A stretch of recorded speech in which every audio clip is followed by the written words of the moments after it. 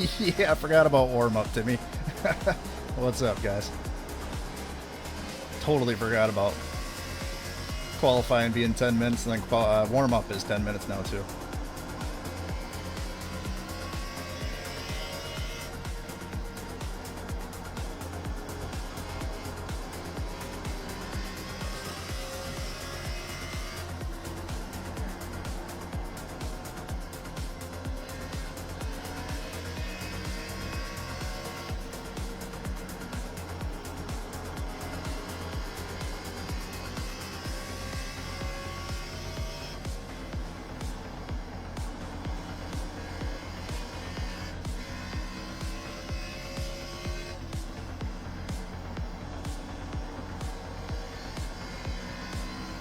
Oh, this is gonna be a shit show, man.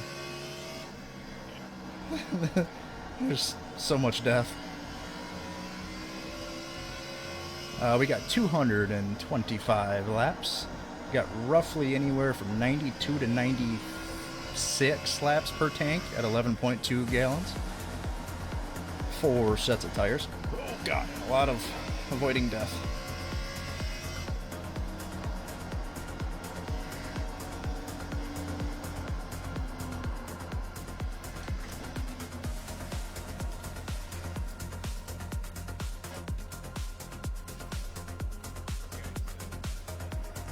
Yeah, I feel like it bounces back and forth.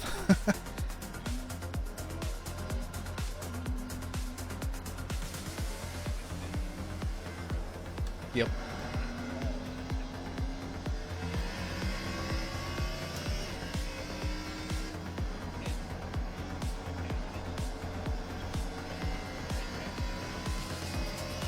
Yes.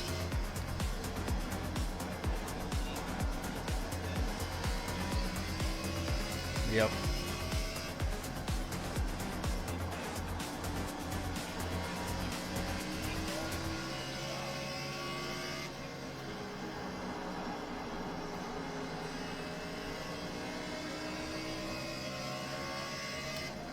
Yeah.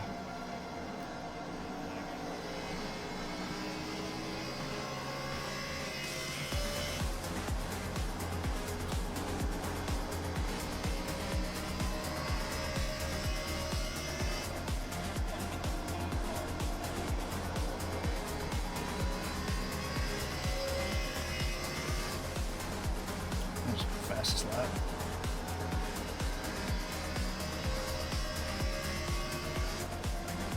I know. Yeah, that was I think it was my 3rd lap though. Cheating son of a bitch. I wish I had the freaking colors that Wally has. The white and black with the gold wheels is sick.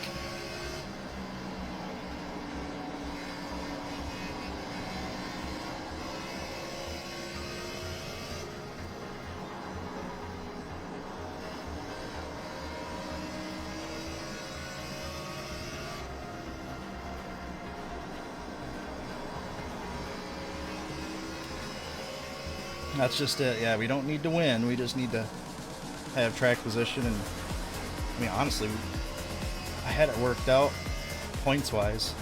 I just can't lose. I think it was 42.5 points or something like that to what was Johnston, P2.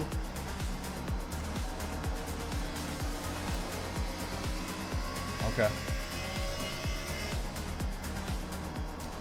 That's good.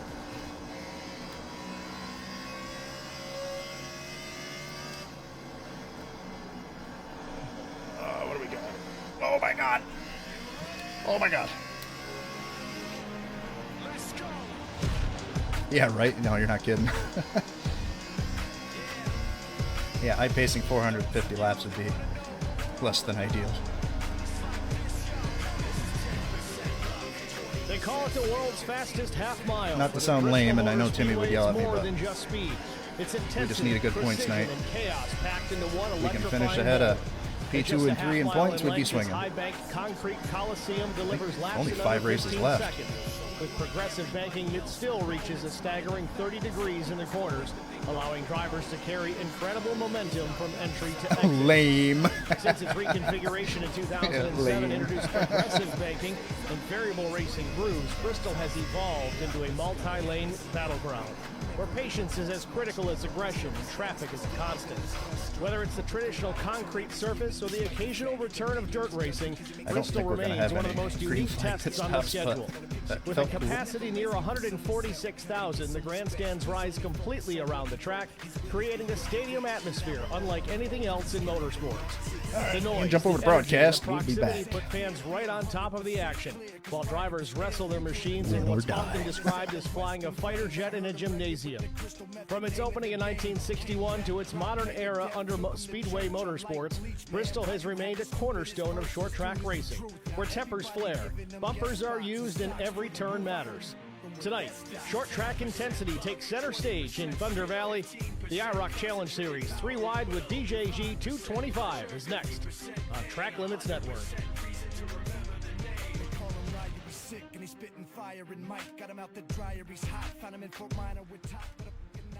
Good evening, everybody. Welcome to the virtual Bristol Motor Speedway. I'm Steve Singer, joined in the broadcast booth by Colt Ansley here with Track Limits Network. Colt, how you doing? Doing pretty good, Steve. How are you? We're doing well, getting set here for some racing action, the IROC Challenge Series here in Thunder Valley. Practice and qualifying already in the books here tonight.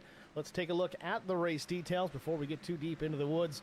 225 laps the distance tonight. Pit road speed limit 35 miles per hour. 60% fuel load on board. That should give the drivers between 92 and 95 laps on a full tank of fuel. Not that we'll see that here tonight. Well, we're fingers crossed. 4 tire sets available over the wall. No fast repairs and 3 attempts at a green-white checkered finish. Points-wise, coming into the evening after Talladega Superspeedway, Zach Millett still on top of the charts with 17-18 over Garrett Johnston at just 1,500 points. Then it's Brian McCann, TJ Majors, Chuck Sweeting, the top 5. Further down the line, Jason Nilgis, Kyle Hardy, Brent Butler, Christian Strader, and Adam Pettit. Colt, you're a bit of a short track guy. What's the best way to get around Bristol besides just keep it out of the wall and out of trouble?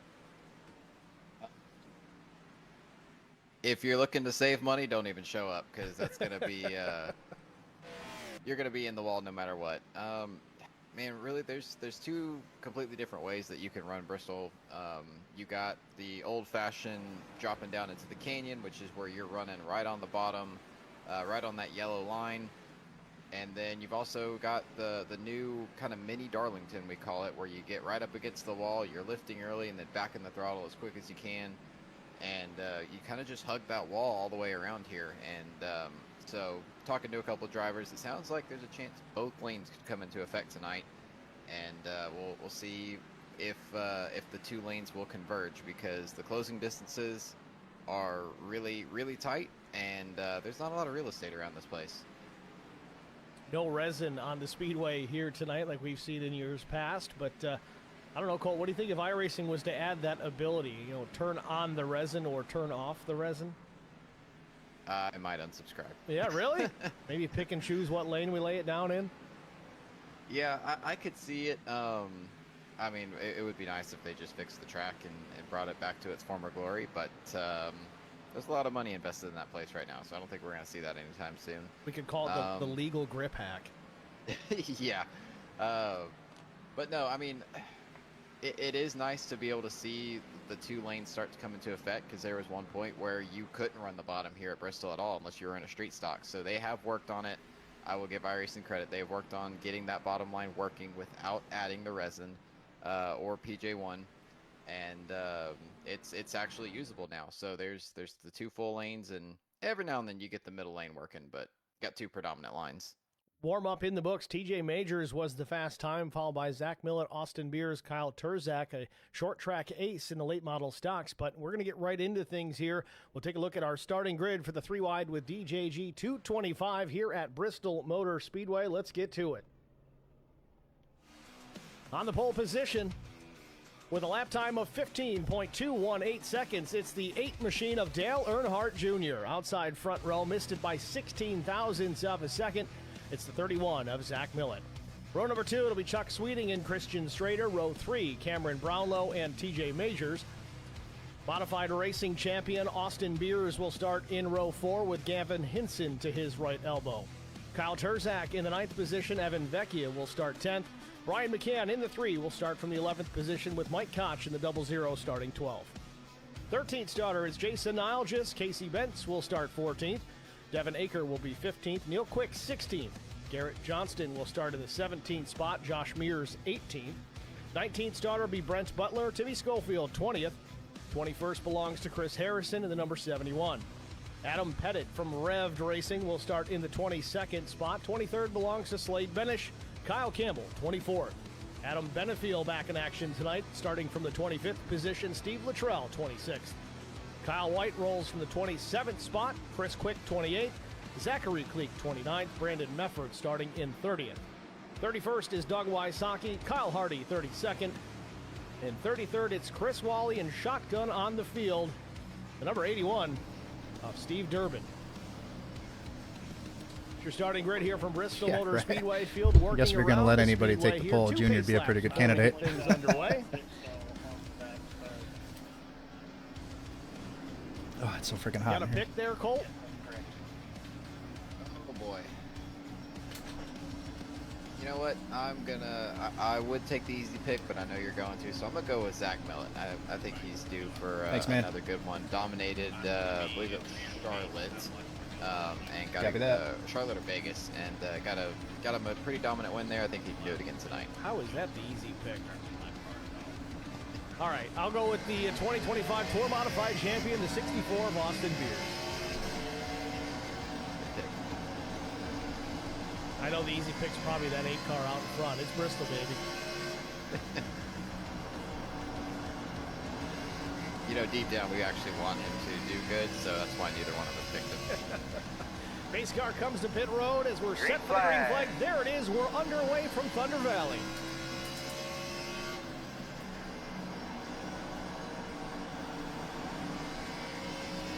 Field already on the backstretch, spilling down off turn number 2, already in turn 3. Dale Jr. to the race lead.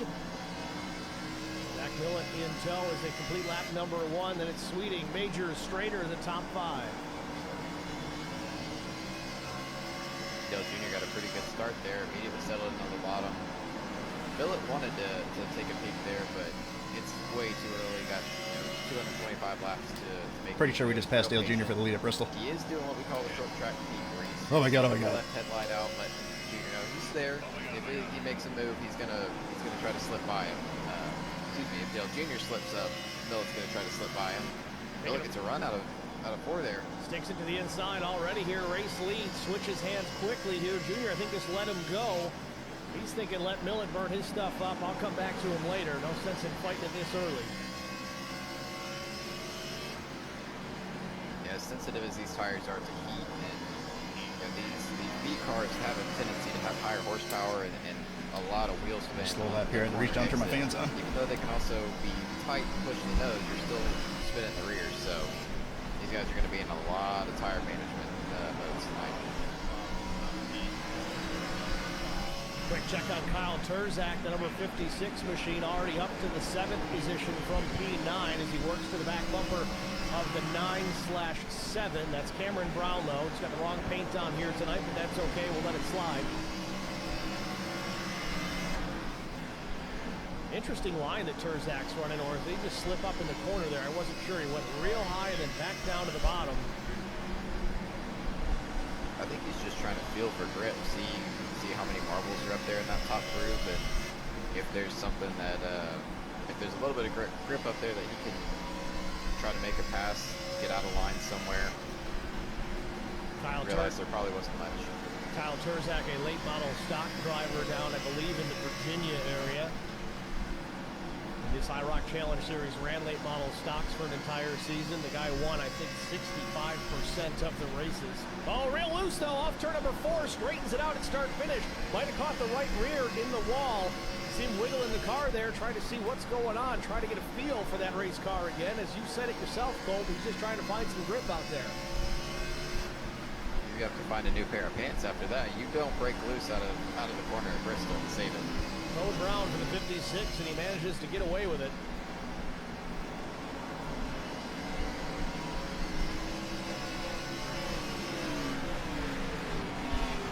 Austin Beer is just sitting back there watching. Zach Millett still the race lead here at Bristol Motor Speedway, about a car length back to the 8 of Dale Earnhardt start junior. Back to start finish.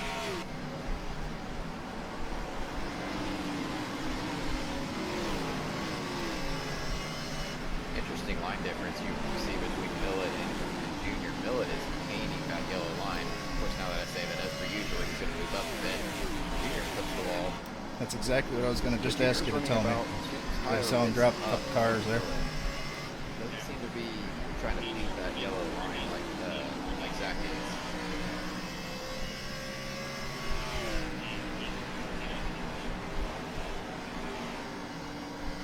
Chuck Sweeting running in the third spot right where he started. Some separation now between the race lead back to Dell Jr. A little bit of separation, a couple of car lengths, maybe 3 back to Sweeting, and TJ Majors up 2 spots in the 4th position. Stream chat is busy. We got a really chatty Cappy here. Looks like Robbie Adams, the majority of the comments. Thanks for checking in, Robbie, as always.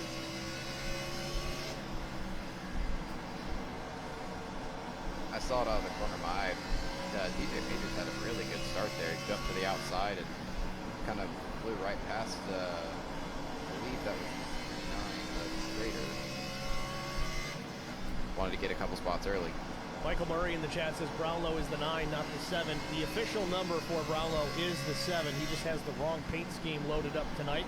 It is the 9 on the track, but in the timing and scoring, he's listed as the number 7. All these cars have a common paint scheme in this series. Kind of a bit of an ode to the IROC series from back in the day. In fact, he's running a Carson Quapple scheme, who is usually one of the competitors in this series. Doesn't seem to be in the event this evening.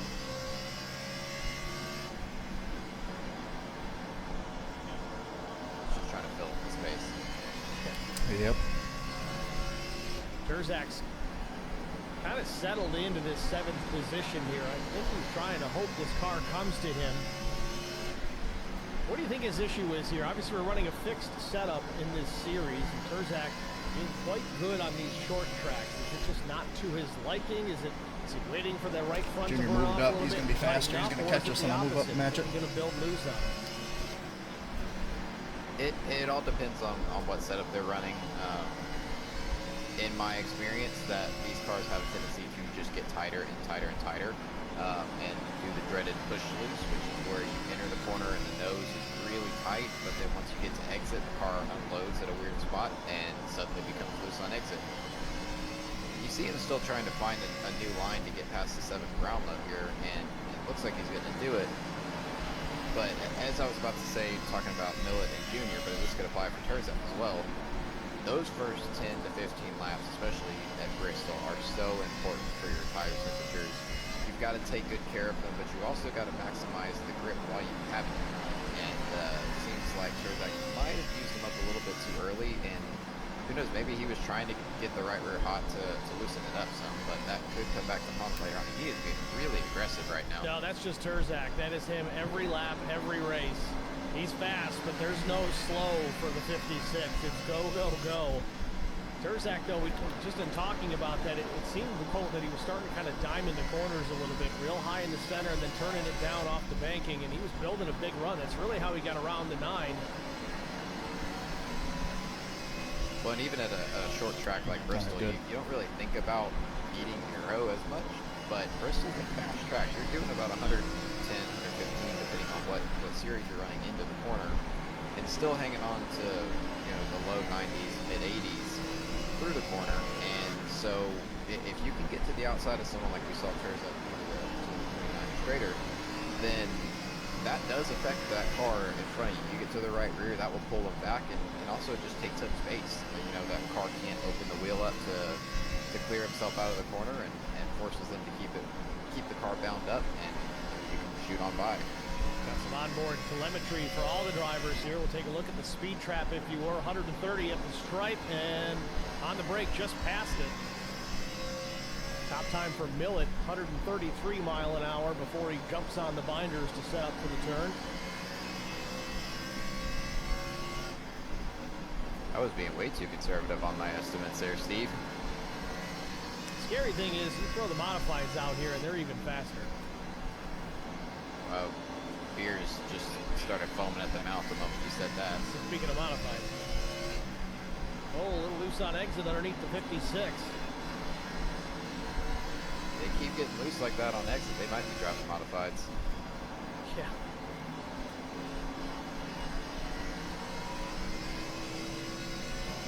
Let's go on board with the driver, the number 64, Austin Beers, see how he gets around Bristol Motor Speedway.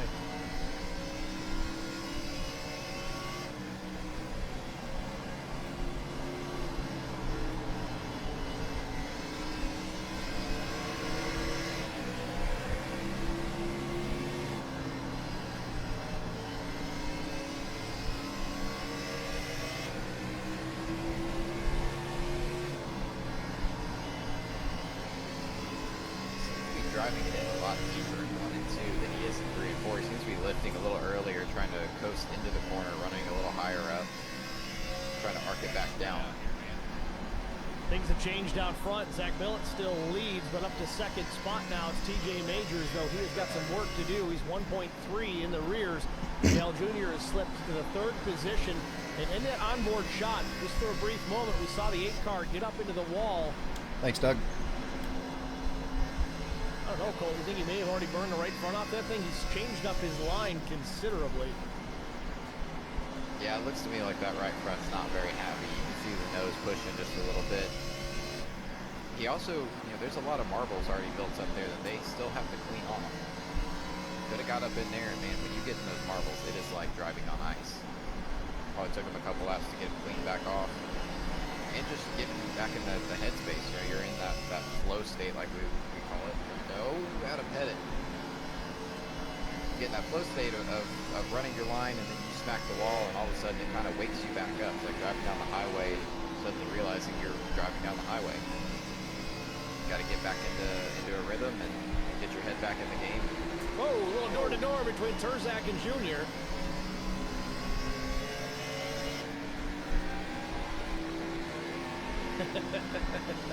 I think Junior is trying to get to that back bumper. Yeah, that's what I was thinking. Here saw Terzak pull a slide job in front of him, wanted to give it a try, and Junior said, no, sir. Junior not happy with that race car right now. He's falling back to 5th. He may lose another spot here, and then Evan Vecchia will get to the inside. Here comes Brian McCann with Adam Pettit. Sorry, that's the 49. No, that is Pettit. Junior is about to turn the 17. He is really struggling with the right front of that car.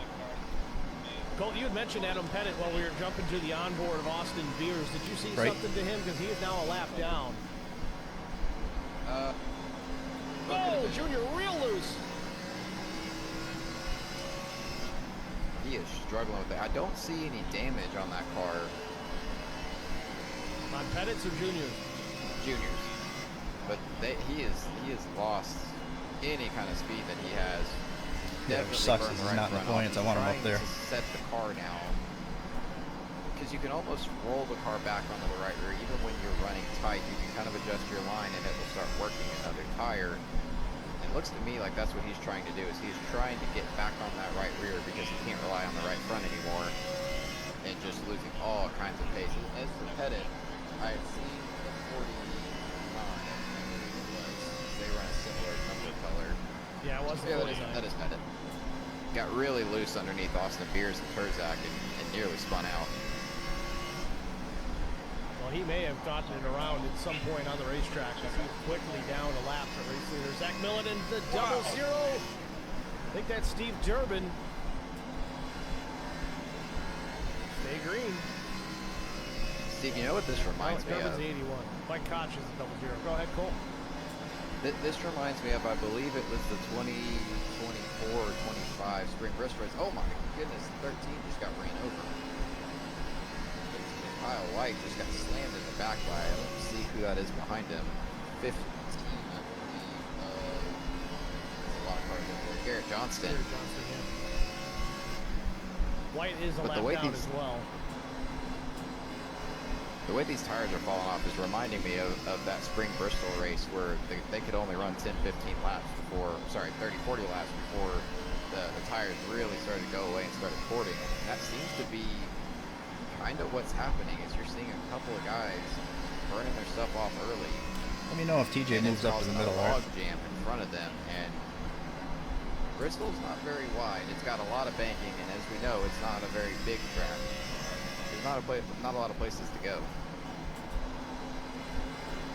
Some place to go for Brian McCann as he continues to march forward. He's I up got some 6 chaos in front of me. positions, and I can say the same for Kyle Terzak as he's clear of Austin Beers into the 3rd position. Zach Millett still with 1.7 seconds over 2nd place TJ Majors, and wow, an incredible save again by Kyle Terzak. That's about the 3rd time Austin Beers has picked up the rear end of Terzak's car. He is ready to go. 2 of the more aggressive guys we have in the series, both up extremely fast. Champions in their own sport. What's the rule there? The 1 tap is I'm here, the 2nd tap is I'm coming through, and the 3rd tap is you're on the truck. That's about right. That's a pretty good bump from Austin Beers considering he's not used to having fenders on his car. Well, they do have Nerf bars though, and they use them. Ryan McCann shot out of a cannon. He wants to join the party. DJ Majors about a half-tenth quicker than leader Zach Millett that last time, and he's cut the margin down a couple of tenths to 1.5. Keep an eye on that. If that battle heats up, we'll switch things up and see what's going on there, because you know those guys have had a score to settle between each other all season long for one reason or another. But they're not sending Christmas cards to each other? I'm gonna guess not. We were trying to find an IROC hat and have TJ sign when me and Millett were down at the Glen a couple of weeks ago. Just couldn't find the hat, and he couldn't find TJ.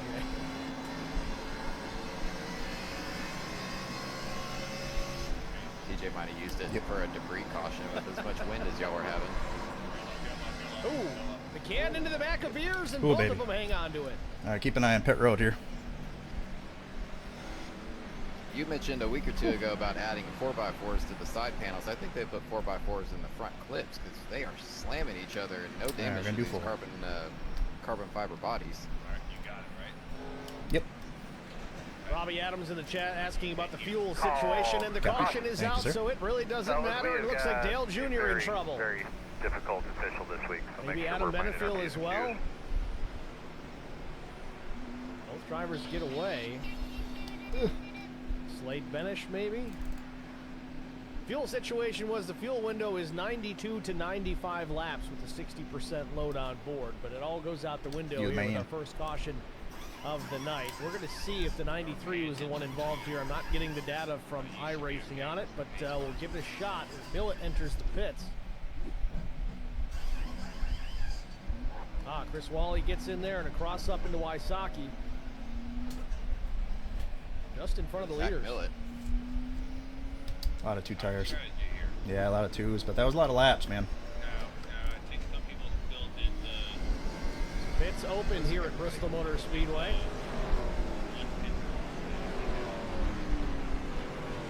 Word in the garage, 4 tires is going to be king, but man, we see a couple of guys. I mean, it looks good on paper, but it didn't feel good at all. They jumped Zach Millett there on that stop. Thanks, man. You know Junior's going to take 4 here. They only had 4 sets to work with. Again, we're 60-ish laps, not even quite 60 laps in. It's still doable. Junior's going to have to find a different way to run this track, though, because he's going to burn that right front off. And you saw him early on there, Cole. He let Zach go, so he wasn't really pushing the car hard. I think he might have let him go and then was trying to keep pace with him and realized that he was running the track completely differently. Yeah, I think he And did. by that point, the tires Good. were already what they were, and he kind of was just along for the ride. I think he took 4 tires and 2 beers on that pit stop because he's going to need it. Speaking of beers, Austin did no beers and 2 tires, or none for that matter. And he's going to come back down. That was probably not a planned decision. Austin Beers knows he's going to get eaten alive there out in front of this field with fresh rubber behind him. He's going to come down, sacrifice all of that track position, and take on 4 Goodyear Racing Eagles. Oh, D-stall. There it is. Steve, I think Austin might Must have have stalled missed or something. a bit. No, because he he shows a pit time. It shows that he stopped Did he? in his box for about 9 seconds. He must have stalled it or something. So here's my guess. He's a modified driver.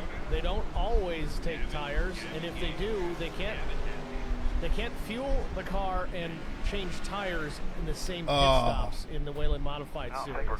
TJ's pedal They died. come out There you and go. take fuel, and then they have to go back around and come back to the pit and take tires. That is exactly what Beers just did. So I don't know if old habits die hard for the 64, or maybe he just didn't have them checked. But either way, Beers trying to push TJ here. Come on, I get think going. we're going green here. I don't know. What in the What's world happening? happened to TJ? I don't know if he ran out of fuel. Oh, okay. I don't see how he could have run out of fuel. I don't know. That seems like not many didn't take. I believe Not going, not you got going. plenty. got popped for Mix up in the speeding because lineup. he left right behind Zach Millett.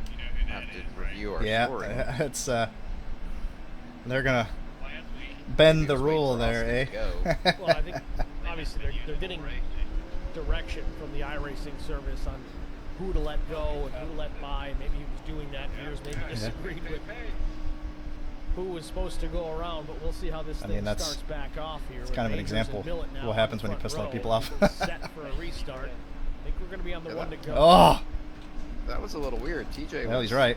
essentially down on power, sitting on the apron, Not a good look. and then just shoots back to the front. I'm a little curious as to what happened there. The world may never know. So here we go. Millett and Majors on the front row. Half a lap from green. Row 2. It's Terzak. That should be a black. Gavin Hinson in the 39, but Chuck Sweeting to his inside. That's your top 6 as we're set for the restart here at Bristol Motor Speedway. Just thought it'd be good. The two best friends on front row, one of the fastest guys in the series in the second row, one of the most aggressive guys on the second row. Green flag. Oh, and I have to let him by. Jesse Love and Raja at the front of the field right now. Boy, Terzak was shoving Zach Millett through the restart zone. Oh, a little bit of contact. Majors didn't want to give the exit to Zach Millett. Pinched him down on Yellow. exit. The caution is out again. So what you got going on out there, bud? Oh, big time wreck here. Lock it down, boys. Restarts are on leader, right? Well, cautions breed cautions, and there you have it. Very quickly after the restart, we're under yellow I'm just again making here at sure. Bristol. The 2 of Neil Quick, the 17 of Evan Vecchia. I wasn't The slowing down. 12 He was speeding up. The 12 and the 11 car, you saw them just lock down and stop in the middle of the track, kind of just hope they weren't going to get run over. Devin Strike Aker two. with a mechanical black flag here, so this could be a night ender for the number 96. Oh yeah, right front. That's a little bit too much toe. You know, if I don't fire, and he passes me, Well, let's usually look at it's it. penalty, right? I mean, Well, yeah, but he had his black flag cleared right after the restart zone. Because he had a black flag for going back up to the front. 2 Neil Quick, Aker way up top. Oh, this starts ahead with Oh. Vecchia and Strader, and nowhere for the 96 to go. Brandon Mefford gets tied up in this as well. I just And PM'd before Wally anyone to see if says he could anything about tell just Craig. I don't know if brake they're in the pedal to Discord slow together or down, not. You don't just slow down here at Bristol, and the way the brake biases are set, as soon as you lock the brakes up, you're going to go around. So you've got to kind of have a really controlled stop. Oh, And it's Bristol, ponged Colt. off the I mean, wheel. things happen in such a hurry here. You think you got time, but you really don't. yeah, the 96 and the 83, both were on the brakes. You could see the back end sliding out. That means they had locked the rear brakes up, and it was just trying to step out on them.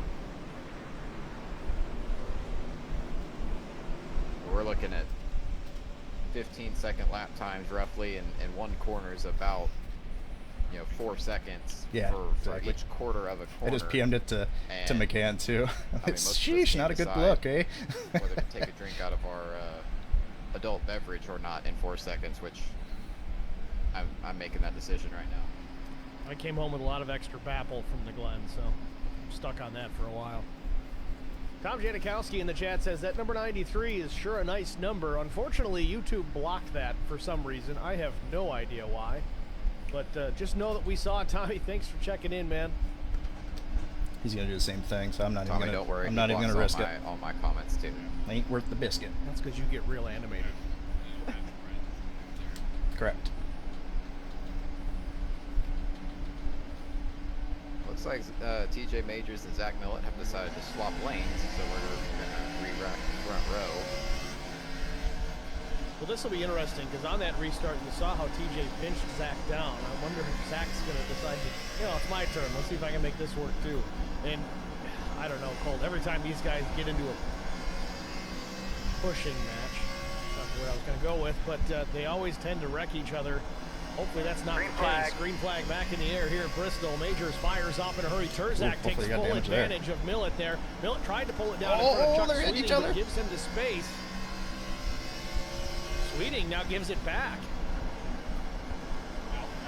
Zach looking for the lead. TJ He just Majors. drives so Millett trying to douchey. figure out what line to be in.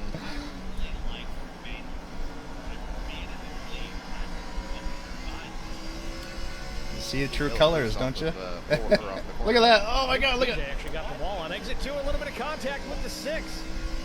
Millett's got to be loving this. Yeah, go ahead, TJ. Focus on Terzak, and he does. He roots him up the racetrack, takes the lead back. We're good. I don't think TJ appreciated that too much. But to his credit, he moved him. He didn't Good wreck catch, him. man. Well, that's the other thing about TJ is he's real good at roughing I think I helped you a little bit. enough, but not putting you backwards into the fence most of the time. But Terzak's going to do it himself if he's not careful. Oh, Terzak and there he didn't appreciate goes. getting row. There will be a caution. Clips Millett just a bit. Zach straightens it back out.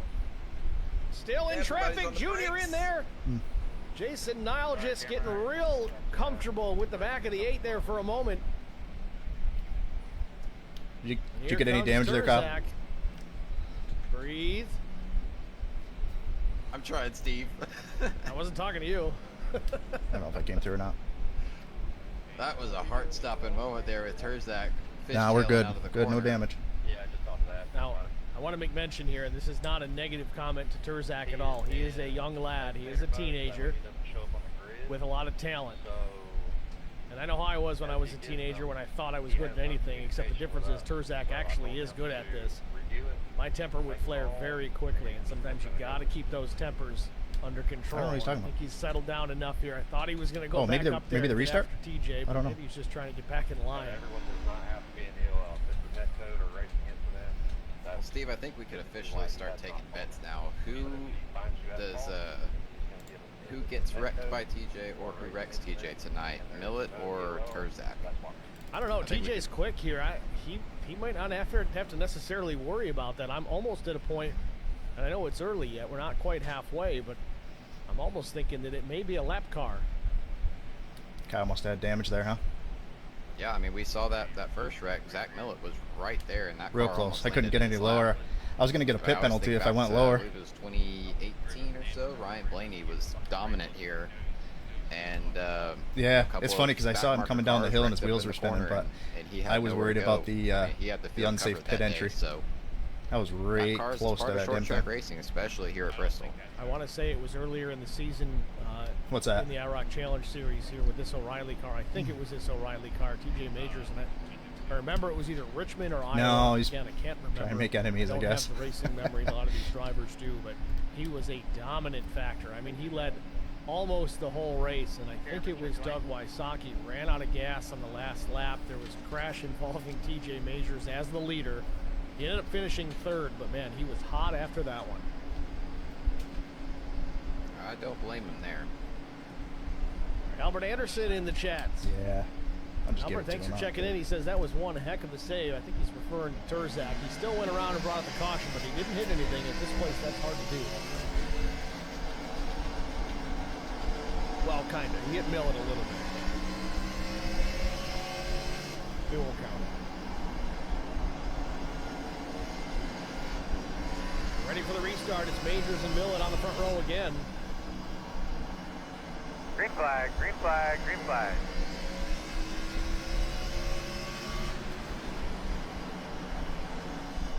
Zach Millett awful cautious on that restart. Again, now opens the door for third place Chuck Sweeting.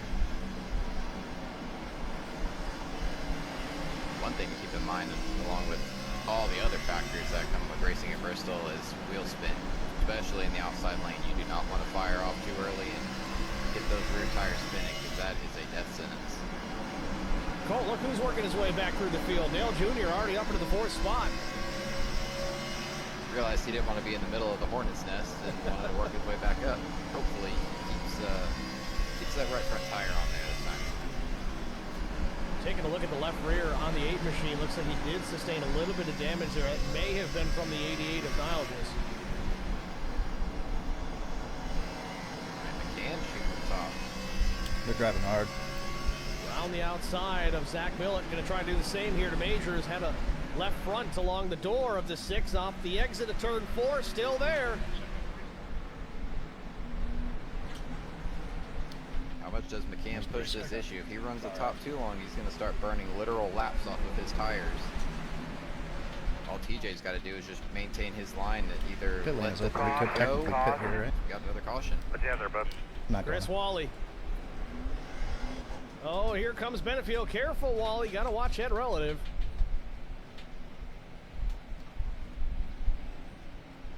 Ooh, shows Brian's leader. Caution number Nice. 4 quickly here at Bristol Motor Speedway. We had a real good stretch of green flag run from the start.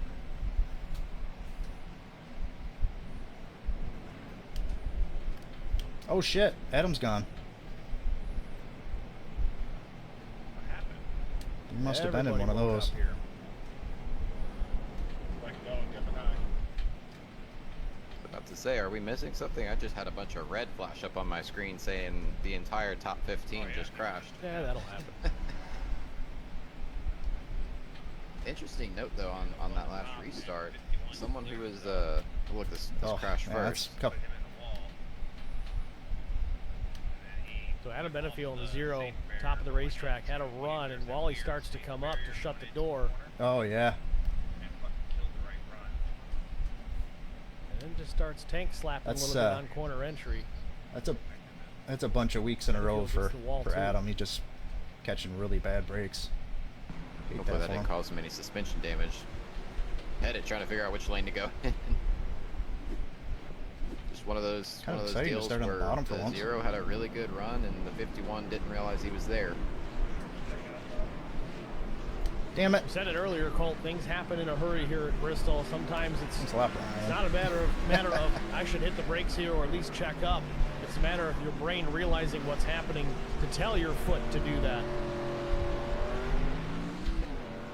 Yeah, things happen here literally in the blink of an eye, and Well, big picture, we did a lot lead of some these laps, wrecks so we'll there's some see. points. I mean, That's pretty cool. The 0 had such a good run, like you said, his brain probably didn't even register that they were wrecking until after he'd already made contact. And Colt, looks like Brian McCann got his nose ahead of the timing line before Majors when that caution came out, because he Yeah. was listed as our race leader. Oh boy, that gamble paid off running the top. One note that I had mentioned before we go green, Kyle Terzak was not in the top 10 like we had seen him under caution. I think he decided to come down and either get tires or possibly had to go to the tail end of the field. He restarted 24th and jumped to 20th now. Terzak doesn't show a second stop, so maybe a tail end of the longest line penalty for 56. Set for the restart again here. This time it'll be TJ Majors, Brian McCann at the front of the field. These guys have raced side by side quite a bit over the Green last flag. couple of seasons here in IROC, and they've done a good job of it. McCann fires off in a hurry, gets a big gap down into turn 1. Caught TJ sleeping just a little bit. Millett gets loose. Dale Jr. gets through. McCann, Majors, and Junior the top 3. Millett back to 4th, and the battle behind him Junior's is got with rear end Gavin damage. Hinson and Chuck Sweeting. Hinson may take the spot clearly. TJ's car He still have does damage? Clear the 75. Jason Niles is in the number 88. Yeah, short run real Into fast. the top 10 in the 8th position.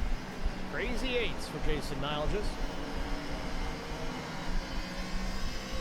little bit of right side damage, but that's pretty par for the course. It's Kyle Terzak wanting to make it 3 wide back there. Man, this is the Hornets. There's so much going on all at once. Austin Pierce is already back up just outside the top 10 here, even after having to pit twice under that first yellow. You're right there, Colt. Terzak up to 17.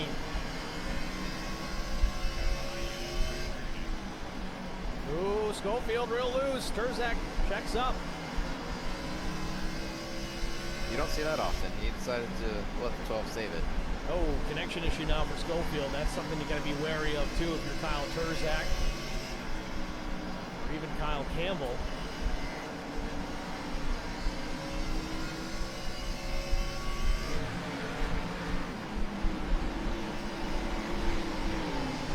That was good of him, actually. Terzak switches lanes that last time by going to the top, trying to build a solid run, and it ducks back down to the bottom. Allows him to take the pass. Yeah. He'll be really good for a little while.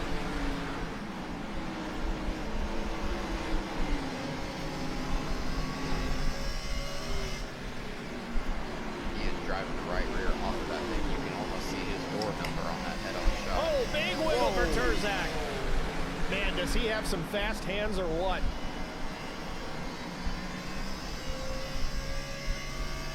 You don't 99% save of the that time, car. I was just going to say, 99% of the time, that is another caution in a wadded up race car. I don't know how he hung on to that.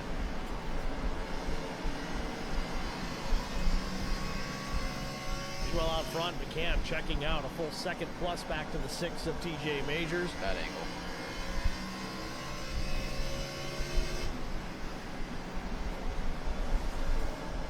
Millett running third. Hinson fourth. Junior now in the 5th position. Let's keep an eye on the 8 here, because at the end of that run, early in the first portion of this race, prior to our green flag, sorry, our yellow flag, Junior started to burn that right front off and slipped all the way back to, I think it was about 12th. Seems to be recovering pretty well. Maybe he took that first run just to kind of get a feel for it once he realized that tire was going down. Wanted to abuse it a little bit, see how far it could go. Well, Colt, you talked about the marbles on this track as well. This place is starting to rubber in a little bit, so that's going to change the handling characteristics and the wear rate, if you will, of that right front. And they've cleaned off the top lane pretty well, it seems like, but Bristol's one of the few asphalt tracks you see that actually builds a cushion, and it's not made out of dirt like what you would think of, you know, when you see the World of Outlaws or the Highland sprint cars. But it's actually a cushion made out of rubber. You can get up there and lean on it, but if you jump it, you know, you essentially have no grip. And that black line you see up there, that's not rubber getting laid down. That's the marbles. And so typically you want to try to find the black, and or not find the black, but find a little bit darker area to get a little bit of rubber on your tires. But not here. You want to try to avoid that as much as possible. All those little black dots, you might see them down on the paint on the inside where it used to be grass, but not anymore. Hasn't been for a long time. But you'll see black marks up there.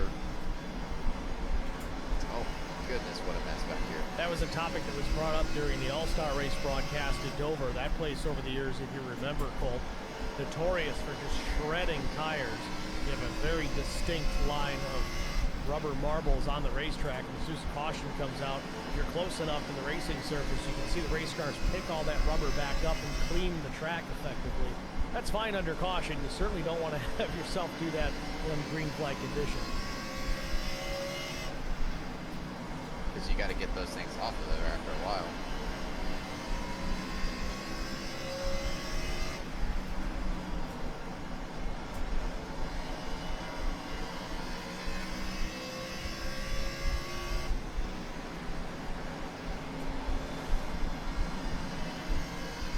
You're hanging out of that 5th spot. The top 5 or 6 seem to be lined out pretty evenly, giving each other some distance, just kind of managing their stuff.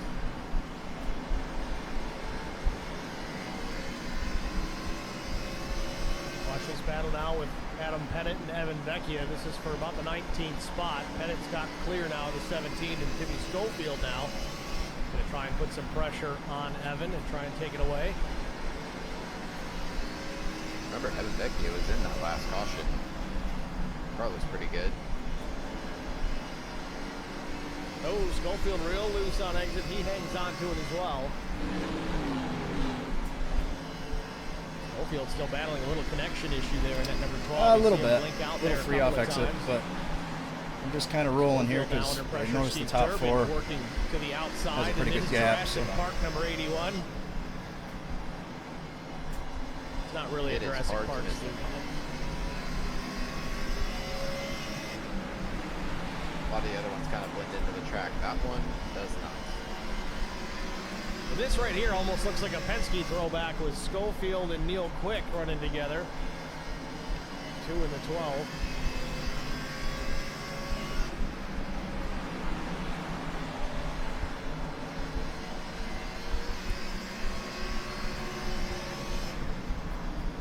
Chris Wally in the 24th position, who stayed on the lead lap after his incident. A little bit of run grid damage to that car, but it seems to be handling okay, maintaining enough speed. Oh, Schofield still really loose there. Neil Quick gets by him. Just past halfway here at Bristol Motor Speedway, we're going to jump out to our track limit side-by-side break. Stay with us, you won't miss a minute of the action. We'll be right back.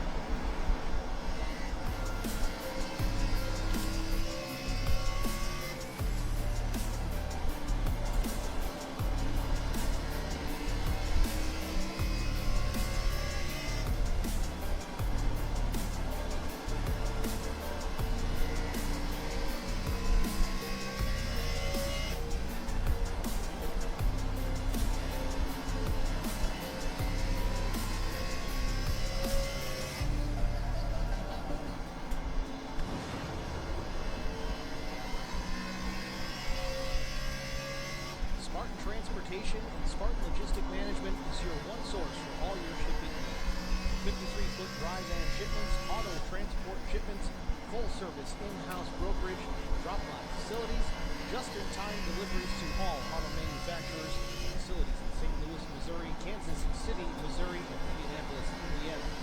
Spartan Logistics LLC, proud sponsor of the IROC series, Kyle Steffens, UMP modified and Silver Crown driver, and Gordy Gundaker, Norman Outlaws Lake County. Visit us at spartan-logistics.net or find us on Facebook.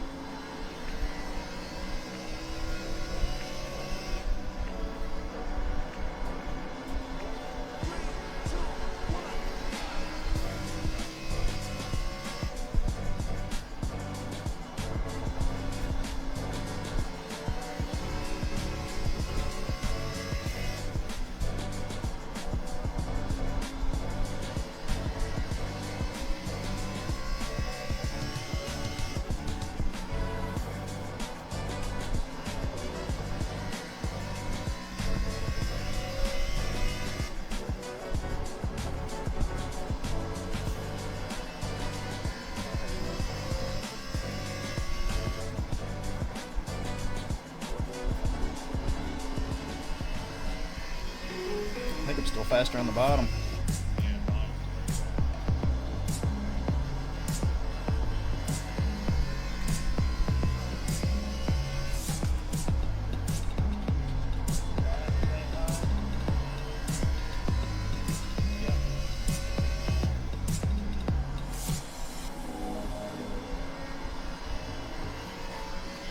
Need insurance coverage that's built for speed? Frank Yea's office in South Charleston has your back. Whether you're blazing down the highway, protecting the home you've built, or setting up a legacy for your family, we've got the coverage you need. Auto, home, life, fast, simple, and made for you. Scan the QR code on your screen now to explore all our services and start a free quote today.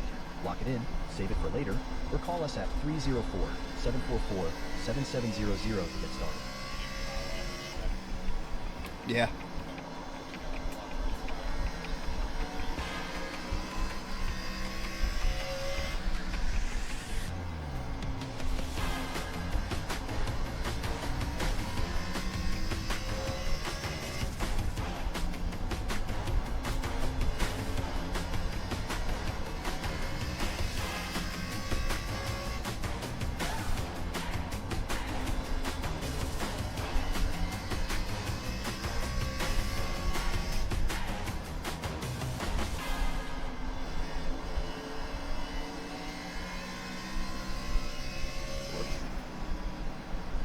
Back at Bristol Motor Speedway just in time for a battle for the race lead. Brian McCann still has it, but TJ Majors has run him down from over a second plus back and challenging. Got a nose alongside in the middle of the corner, but can't keep it there.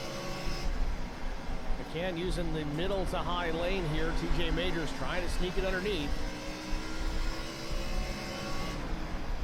Steve, we had talked about at the restart before where McCann jumped to the outside, and I had said you burn literal laps off your tires when you run up there, but sometimes it'll pay off. How many laps left in the tank? Seems like he might be losing those laps that he could have saved otherwise. TJ and Zach Millett pretty consistently running the bottom as they were tracking him down. Shit. It's about to get Now, real I mean, fucking in here. my experience, correct me if I'm wrong, most of my experience is turning right, but on these ovals, when the track starts to rubber up and you don't have as much of a clean surface, especially on this concrete oval, is that less of an issue when you start running up there? In my experience, the iRacing tire model, pretty much for every model, whether you have the marble that is the ARCA tire, or you have the new Gen 4 tire, which is essentially just a ball of raw rubber and it'll burn up in no time. It is the temperature you have to be aware of. If you get above about 250 degrees on the inside of that right front, you will start sliding. Should have just did it. If you start sliding it, that's when you start burning that tread off. And so obviously if you're going to be running up higher, you're going to have more heat built up. My goodness. Majors using some of his lap traffic as a pick there. One driver, I didn't catch who it was the 71. Chris Harrison got up in the fence just trying to stay out of these guys' way, but Zach Millett now into the picture, taking advantage of this battle. Yeah, we'll save my boring tire spiel for a few minutes. In a few minutes, this is about to get really toasty between these three. Schofield and Slade Benish, the next on the list for these drivers to try and scoot through. McCann in the fence a little bit there off corner exit, but keeps the spot ahead of TJ Majors.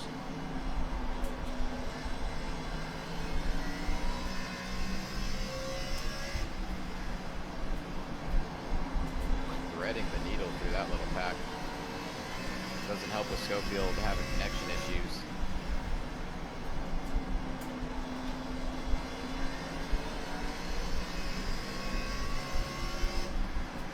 Colt, I wonder, as we were in break there on the side-by-side, we didn't catch all of this. Real loose on exit now for McCann, but wondering if some of that lap traffic is what allowed Majors to get caught back up, because now that there's a little bit of clean racetrack for Brian McCann, he's starting to put a little bit more distance back on the 6.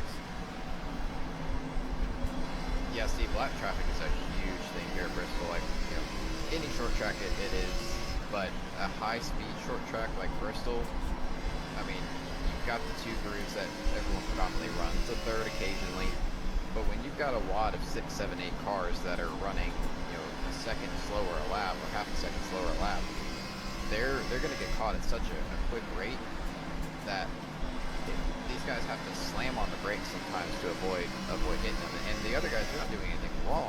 They're running their own race, and if they're on the lead lap, they've got every right to defend maintaining that lead lap. You never know when the caution is going to come out, and you can get that lucky dog, or just, you know, get a chance to stay on the lead lap.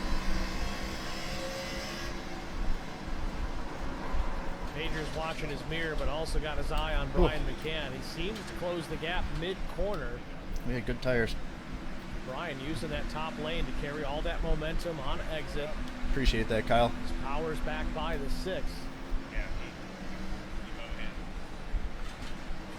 Robbie Adams brings up clean air is king. Even at Bristol, as the yellow comes out. Hey man, your bike We'll talk about that later. Neil Quick in trouble. Filling that up. Christian Strader is going to come to pit lane with some damage. He may have been involved here as well, and certainly Neil Quick was. Tires good to go.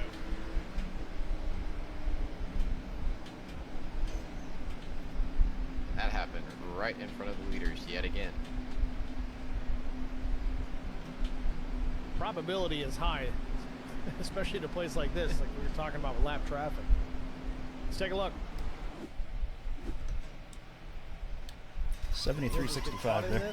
Oh no, the 36. I think that's Josh Mears, and then Durbin gets a piece of him as well. You can fire where your lefts do, 86,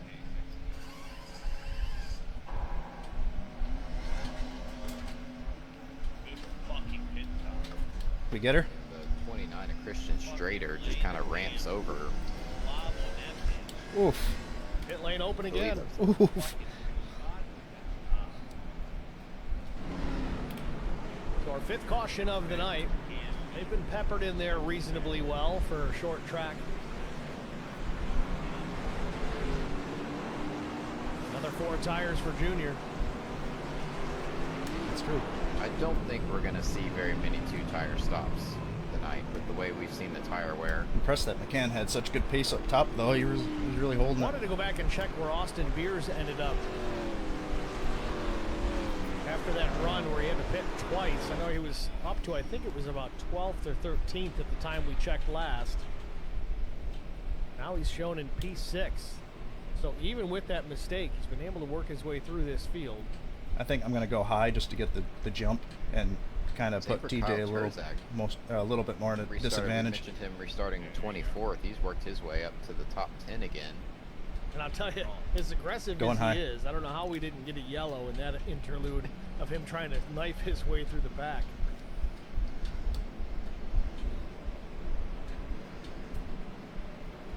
Well, he might have been trying to do just Broadcast that, on knife the his way other through monitor's instead dead, of so I don't know what's going sledgehammer on his with way that. through.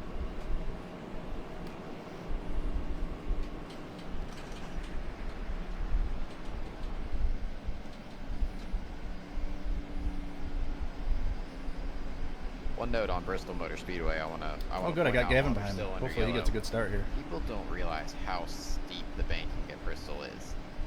You see these guys, they're running about 35, 45 miles an hour right now. Oh, sorry, Brian.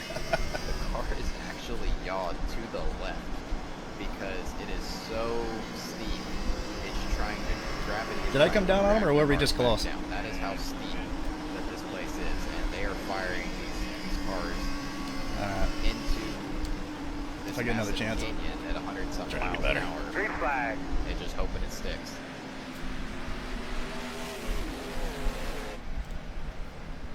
Billett jumps out to the race lead for Brian McCann, Gavin Hinson, TJ Majors. Majors now sticks the nose to the inside of the 39 machine for the 3rd spot. Austin Beers may follow him on through. Austin quickly made short work there of Dale Earnhardt Jr. I believe he did start behind him, but we got another yellow here on the front stretch now. Something to drink. Get a deep breath. Josh Mears in this one. Couple of heavy hits here. Brent Butler being Yeah, one well, of them. people, I don't wanna Mike not Koch, help another, and Brian. looks like Jason Niles, You know? just no. Evan Vecchia. I'd be good with him winning this all race. with mechanical black flags. Becky has had a rough night tonight. I believe that's the 3rd incident he's been caught up in. Not all of them of his doing, just sometimes you have that kind of night here at Bristol.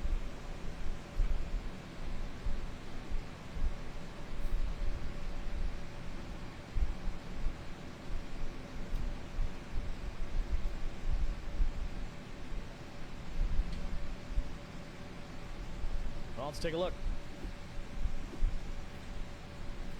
Brent Butler getting loose top of the racetrack in front of the 17. Then a big checkup, and the accordion effect is on. Niles just with a big hit. Mike Koch comes in there. Real quick, just snakes his way through. Beers not as lucky. Oh, who's that? Chris Four, Quick in the just 4. barely. The 13 of Kyle White just locks it down. Gives a little wave to the driver of the 88, Yeah, fixed Jason it. Niles, just there. Almost crashed on the caution doing it, but I fixed the other monitor. Just so I can kind of see what's going on and see like how bad the wreck is. See, that's one of those instances where when you start to get the car So loose, we are you're good to trying go. so aren't hard we? to save it. You try a little too hard. Car weight shifts, it snaps back up. I got 90. I'm 151 out of 225, Oh, jeez. and I'm showing 93 in the tank. Neil Quick 100% just closed his eyes and said, well, this is it. Well, Going at high. least he lifted. It's the one place you don't want to be too first, and that's the wreck. All right, cool. Yes. 74 to go. I wish this helped you. Bristol's also one of those places that they run slow enough, even with the super high banking. The general rule of go where they are because they won't be there when you get there doesn't It'd be always cool apply. if you could like use Race Labs as a spotter, you know? Well, I got race lights up. Is it working? I don't know if we. Yeah, I got. Yeah. Oh shit! I didn't know you could even do that. Huh?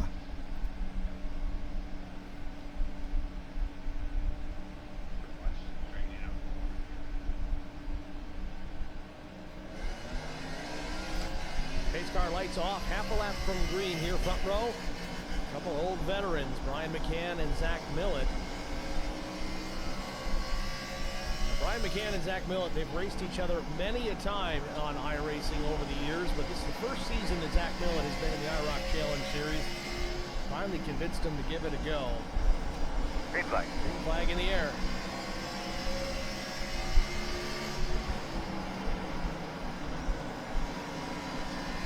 The more even restarts we've seen on the 9th all the way through.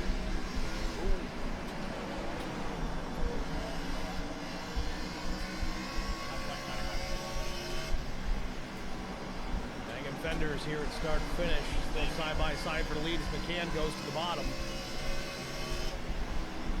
Look at these guys, Colt. They both checked out from everybody for a moment at least. Majors, once he gets his feet under him here, I think he'll catch these guys.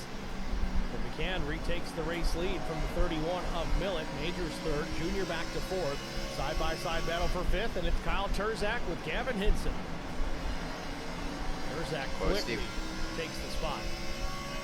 We almost had a big pile up there. Gavin Hinson got tight out of the corner and almost caught the wall. When he did, he jerked the wheel down trying to avoid it. Dale Jr., Austin Beers, Kyle Terzak, they all just kind of scattered there for a minute. Colt, I want to make note here too. Chris Wally has worked himself back to the 13th position. He started 33rd, and he's been around once tonight. So Chris Wally putting the work in here at Bristol. Talk about never giving up. That's one thing I can honestly say, and I'm sure it's happened, but at least in my coverage of the IROC Challenge Series, I've never seen Wally just quit. Having a bad night? That's all right. Stay out there, salvage what you can. He'll do just that. As long as that car's drivable, he'll stay out. He's also got right rear damage there and is able to maintain a pretty good clip.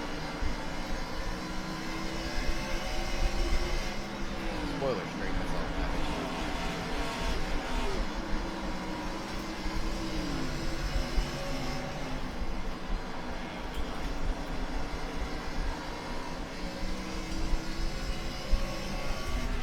Battle for the lead again. Millett on the attack, goes to the low side. We'll see if he can do anything with McCann up in that middle lane. TJ wasn't able to complete the pass. We'll see if the 31 can.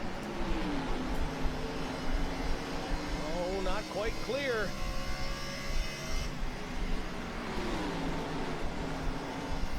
Both Millett and McCann working that right rear tire, trying to get the car straight, make these straightaways as long as they can. Millett takes the spot. Now McCann's got to worry about Majors there. Just a few feet off the back bumper of that blue and white free machine. Gets to the inside, a little wiggle for both drivers, a little bit bigger for Brian McCann. And here comes Terzak. That might be what's influencing this desire to get to the front of the field. Is Yeah, that me too. That'd be 56 great. is working his way back into contention.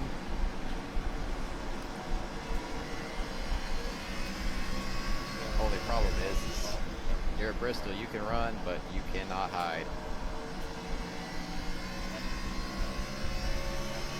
Terzak showing a little bit of patience here, though, as McCann and Majors are running side by side.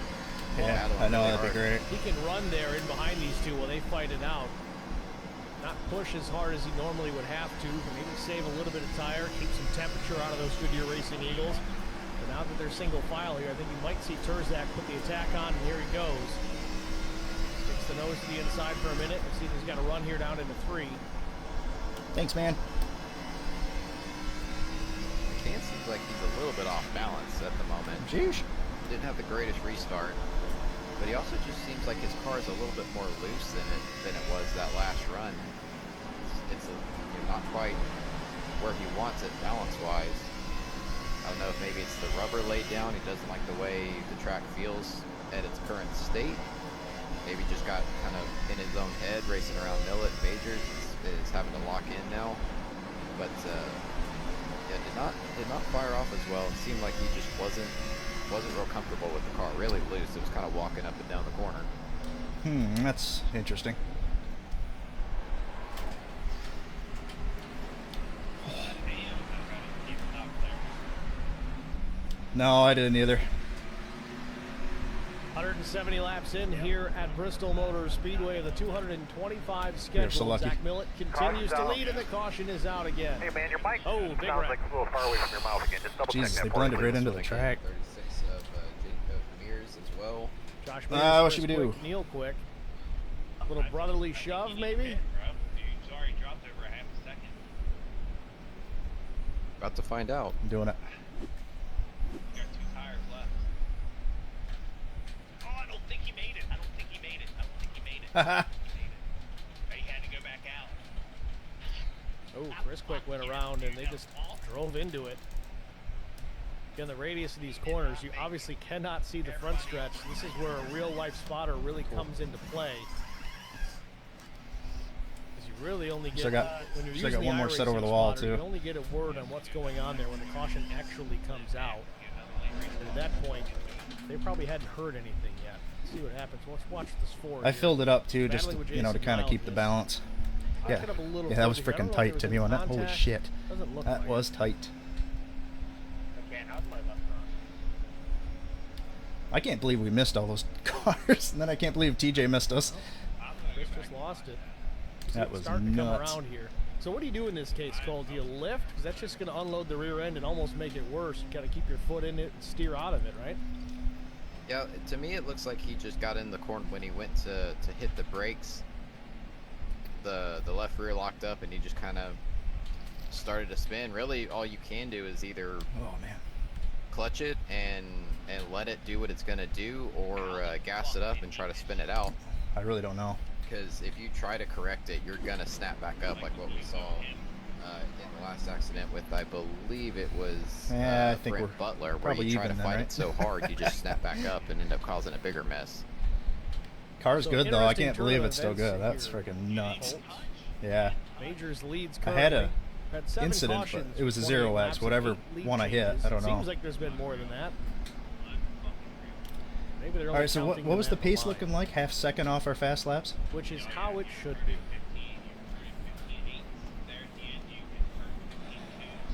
I got no comment on Okay. that one. No? You Good. leave that one alone? So just be I'll leave patient. that one alone. I'm just giving you my fan perspective.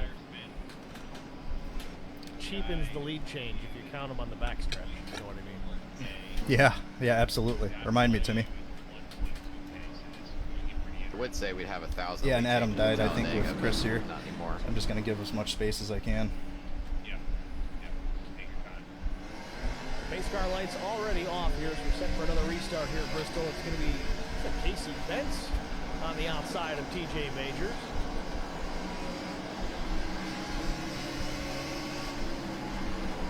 Some drivers spinning, the top 3 stayed out. Interesting. Green flag.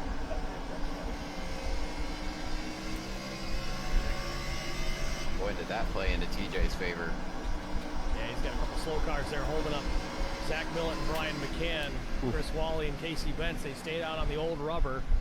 I think they're kind Imagine of banking TJ on, might go in all right, here. let's see what happens here. Maybe we get a Nope. quick caution here Oh, in the that's next the other 5-10 laps. I'll come down, take my tires. Now I'll have a bit of an advantage, and I can take full advantage. Is that Now Turzak TJ's in the probably wall? gonna pick Urzak's the up on high the wall. line We just might to. get it.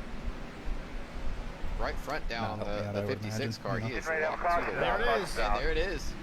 How are you doing there, bud? Oh, somebody spun around. Chris Harrison? Sorry. Indeed it was. Those guys stayed out again. So that was a little I'm bit surprised, quicker caution man. than I think Casey Bentz Yeah, I'm and surprised. Chris Wally wanted. I mean, I Maybe a kind 5, of 6, understand it 7, at this point. 8 It could be a laps would've been caution more fest, you ideal, know. but nevertheless, if they're second guessing their decision, now's the time to But act on it. we're kind of in a good spot here because there's not that many laps left, and we Not still just have due it to set over the leaders, wall though. If they just came in down and took case. 4 tires, dude.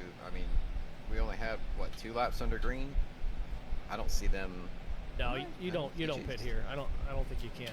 I wish I knew how many We've laps. still got a couple of sets. I know Brian TJ's got led at least 2 sets sitting compared to over what the we've wall, got. unless he's decided to go fuel only at any point. But No, made 2 pit I'm stops. pretty sure Last he's. one 14.8. he's way ahead. Definitely took tires then.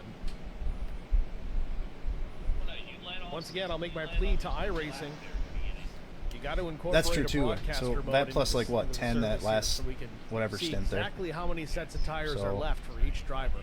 The system knows Get back out front. how many sets are left. Yeah. It's the only way the driver's going to know. If I how could many just they catch got another left. So there's 20, gotta that be might a be way just to let enough. us know. I have a feeling that Oh, All Go high. TED Talk. I'm going to say it every race if I can. Anytime it comes up, I'm going to say it. Yeah, It's not he'd be a bad crazy thing. not to. It's just a friendly. It's a suggestion. Good thing box is I got item. It's all Wally it behind is. me still too, so It's constructive McCann will be It's not behind even me. criticism. It's just a suggestion. Speaking of tires, can you give us the ability to have scuffs? I knew that was coming. Because that's another piece of information that they have, is the percentage wear when the tires come Oh, off. just how Why couldn't many, you store that? I'm sure it's how many laps massive McCann data, has but led. It could be done mathematically. It's got to be something in the code to make it happen. Steve, you're going to get an experimental version of iRacing, and your graphics card is going to explode whenever they do it. I'm still on a 3090, so I got to upgrade if that happens. And the Coke Series, right? Working caution Here's number everyone. 8, TJ Majors, Casey Bentz. Holy Top shit, 2, that's pretty Casey cool. Stays out. Chris Wally stays out, so he's going to gamble again here. I think you're right. I think that was too Yep. quick of a caution for these guys See if to we take can advantage of it. They need another probably Survive the wheel spin. I'm sure there can be 8 some. to 10 laps, I would say. And especially now with the heat cycle already going through these fresh tires for Millet and for Dylan Jr. I mean, they maintain that track position for the most part. Yeah, Wally's lost a spot, but Bentz is still on the front row here. How bad is it? But helped TJ caught everybody sleeping there to get out pretty far ahead. Well, I don't know if it was even sleeping. If those guys The front's knew they're fine. on old tires, they're probably being Green, cautious green, not to green. spin the tires. As Junior No, gets I'll in the stay- back, yeah, and we'll stay around off of goes the that. 6 of The Majors. front is fine. That's a miracle. Oh, and he's got significant damage. He'll tow to pit lane. There I was can't smoke believe coming the out of that front end's car. He still hit on the it. nose first to We the hit inside hard. pit wall. Caution. And now the caution comes Alright, out tell for you about the another car, bud. issue in turn 4. Wow, things have gone wild here at Bristol I've Motor got the Speedway. screen up anyway. I can kind of see. There is a lot to unpack there, Steve. I don't think the caution came out for TJ No, because I feel like I I don't blinked. think the green was out yet. They were still under caution when he spun. Oh yeah, damage report's only back in. We're good. So let's watch Yeah, the yeah, it's restart not here good. quickly. We'll watch TJ Majors. Jesus. Pretty sure I know what just happened, and I'm Right rear damage. gut wrenching for TJ. I have a feeling that's poison. Yep. Might be better. He just turned down a little bit, or did Casey come up? No, TJ turned down, and I know Check- exactly check what the he did. three He car didn't do for front end anything damage, wrong. 'cause he's the He one who just hit me. cut too much. There's an old trick where you try to go up as high as It'd you be can. crazy if he We didn't see it get a lot in damaged. sprint cars where guys will go up as high as they can and then Wow. turn down at the last I second. mean, I can't be trying to mad get because the I mean I straightaway hit as hard as long he did possible. the other guy, and And I watch didn't get this front here. end. Dale Jr. will get to the back of Wally. He fires up. Boom. Jesus. He did Oh, Zach Millet got hit pretty hard as well. survive, and he did. Wow. How far back is he? And look who comes out with, I believe, the lead in this whole mess. Trying to find who was involved in this other Wicked one. I hard, thought I man. saw Steve That's a Durbin miracle. around. He blow up. Did he? He might have blown up. I mean, that'd be kind of nice just for. I mean, Jesus, where'd Johnston come from? He's up That here just now. bunched this whole restart up. Oh, Austin Beers. Oh, Austin Beers. Kyle Campbell, Tim Schofield, and Casey Bentz, who restarted Wow. on the front row. He gets in this as well. Talk about That's a chain crazy. reaction. Oh man, I don't know. This Boy, if that's not an Nitty example of gritty the here. butterfly effect, I don't know what is. points. Yep. Well, that started, looks like a bit of a pinch there with Schofield. Is it just right rear, or is it the whole thing? Okay, that should be okay. Who was it? It was somebody up there 12 running to the last 64 few in high stints. lane. Top 3 had right rear Oh, big damage. wiggle for Schofield. Beers trying to get to the inside. I think Timmy bounces off the wall here a little bit. That's crazy.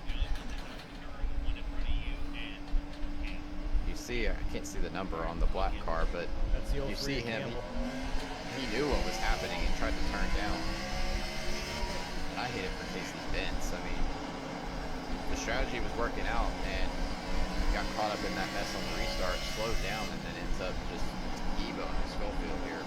Ugh. She's okay, I think. Back for the Green restart. flag. Chris Wally still stays out of the racetrack now. Dale Jr. on the outside. I kind of want Junior to win the race because then Steve Hinson might in get the his back interview the with Junior. 51. Wally didn't fire off. Again, out there on old tires. I would think so. A little bit of wheel spin from the 51 there. Dale Jr. shot out of a cannon. I got a little bit of Trying tightness to that run wasn't away there before before. Zach Millett gets clear of the pack. Garrett Johnson will be no slouch either. He's on fresh rubber.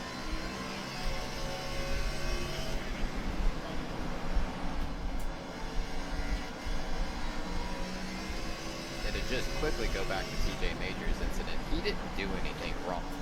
It's just he misjudged where the 27 was when he tried to get straight for the launch, got into him, and Vince didn't do anything wrong. He was just running his normal line. There's a lot of games that are played on restart. Well, he has had a rough night, maintaining grip and maintaining connection.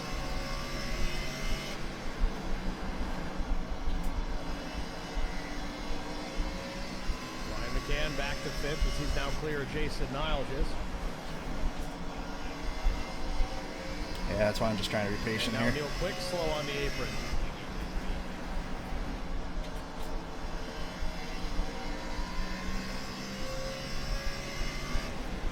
Garrett Johnson's kind of had a quietly good night up to this point. I haven't really talked about him much. Johnston's one of those guys that he will take care of his race car and just kind of run the race out until it's time to go, pick up track position where he can. He's almost always in contention at the latter stages of these races. He's not going to lay over for Millett if Millett catches him, and he's certainly going to give Dale Yeah, I'm Jr. just some trouble. kind of driving it a little different.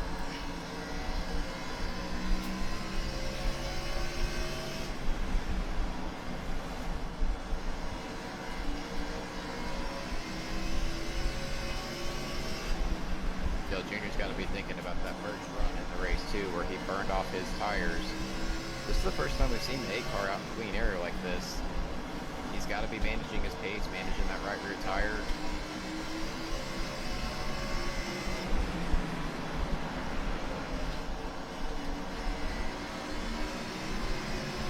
I wonder too if Millet's just kind of taking his time with Garrett Johnson to see if he can rough up Junior a little bit here, because he knows how fast that 8 car is. But in the meantime, Gavin Hinson is running down, and Brian McCann not too far back in the rears either. Well, something Yeah. Junior could also be doing. You don't think about happening much in ovals, but we see it a lot in road racing. Is he could be backing the pack up. He could be intentionally running a little bit slower lap time. Oh, a little bit of contact. Junior hangs on to it. I think you're right, Cole. I think he's controlling the pace right now, trying to save tire. He If knows. you go just fast enough, you can get these 2 cars side by side, and essentially, almost like a mini Talladega, you can control which lane goes. And if they're fighting amongst each other, they're going to be burning rubber off their tires. while Sorry, you're Gavin. actively saving tires. Ooh. What are we running? 15.8? Gavin Hinson looking to the outside on Zach Millett for the 3rd spot. Zach a little loose off turn 4. 5 laps left, I get tires. Yeah, I think it's going Hinson to be right huge. in the top. You talked about it earlier, Colt. There's pace to be found up there, but now Hinson in the wall. Millett hangs onto it too, just trying to avoid contact. I just couldn't tell how close we were to the Caution wall is there out on exit. again. How was your forward drive there towards the end of that little run we just did? Turzak is around.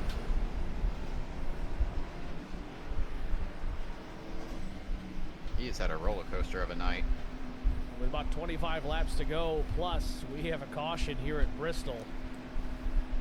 Where did Chris Wally end up? He's fallen back to 13th, but I think this would be his opportunity to come down and take those tires and see how much of an advantage he can have here. Well, let's see how many guys came down and how many stayed. Once we get back to green.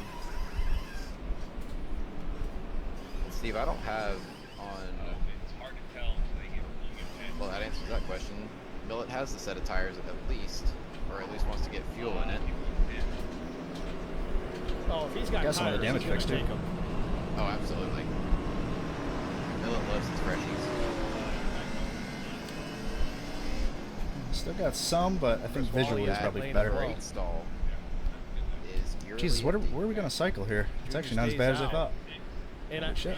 again, you've talked about the tire temperature being important here as well. Unreal. Junior's taking advantage now call. under caution to get some temp out of those tires. I think this caution helps him almost more than putting his Oh, we set can't on, anyway. but That, we'll see that was our all last these set. I guys think off. we're going to be... Yeah, oh no, I see what you're saying. Yeah, I don't think it'll make a difference, right? I think he also could be betting that this is not going to be our last caution. And if you can bleed about 3 to 5 laps per caution off. How many green flag laps She'll did make they a big run? difference. It says they're on a 30 stint. Fitzy? Because the whole top 5 stayed out, so that's a lot more cars for Okay, Zach so Miller hey, to try to his get right through. rear grip there. We've seen Austin Pierce in trouble a lot tonight, but he came down to put on a set of tires, and he's going to restart in the top 10. Where is he? He's now slipping to 11. Maybe he's not going to be top 10. All right, we just got to survive here. Points, points, points. Could have seen some blue and red lights around the 64 car. Yep. I don't see a black flag on the 64 yet, so I think he's okay. See if that changes.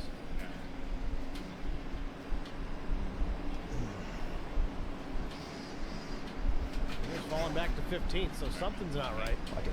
It's definitely an EOL. Thanks, He's man. the last non-penalty car on the lead lap. So Austin 7 came at Brownlow, got the lucky dog. Beers with these fresh tires now. He's going to want to see a long green flag run here to take full advantage of that fresh set. A couple more cautions is not going to be helpful to him. Dale Earnhardt Jr., other side of the coin. A couple more yellows would certainly help his cause. We'll see if he can hold off Garrett Johnston. Green flag. Gavin Hinson, Brian McCann, and Kyle Campbell, who all stayed out. Millett, the first car on fresh tires.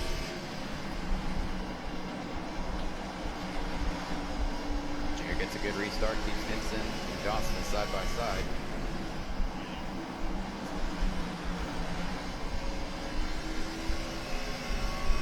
And Steve, let me tell you, I have been in Millett's position on fresh tires with mired back in traffic, and it is so agonizing. Every lap feels like 5 have gone by when you're trying to work your way through traffic.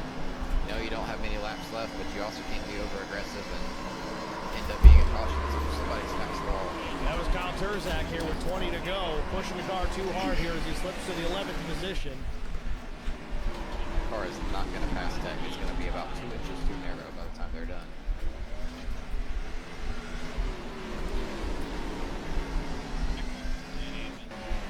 Millett did not get around. What happened Oh, there? Brian McCann gets Oh loose. no, Millett, Come McCann, on.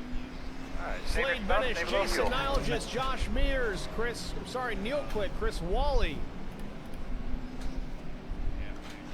And some front runners in trouble here late at Bristol Motor Speedway. What does it say? Okay, just damage everywhere. Brian McCann just slipped the right rear tire. Okay. Pretty heavy damage on the 3. Oh yeah, the rear end housing is knocked out of it. All right, Oh, let's he coming out smoked left do some front. damage control here. Well, Can is Zach Millett Millett. with front end damage, but I don't know that he's too Yeah, he's terrible toast. off. See if the wheel's tracking straight when he gets back on the straightaway here. I don't know what kind of offset he's running. I'm gonna keep my mouth shut about the offset because last time I said something about it, I got yelled at. Yeah, that's It's a little off. Oh, he just PM'd me.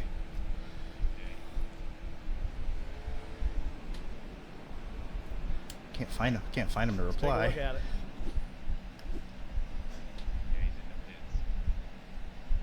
Oh, did Brian just lose it on his own here? Yeah, he did. Brian McCann, watch the 3 car up top. Why is this thing not working? Stepping out. He's got the hammer down on the throttle here. You can see his hands in the cockpit trying to keep that thing straight. Yeah, I can't find him. Sweeting's going to kind of get into him as well. My thing won't PM anybody. All good, man. All good. It happens. Yeah, that's a big hit for the 3. I think his day might be done.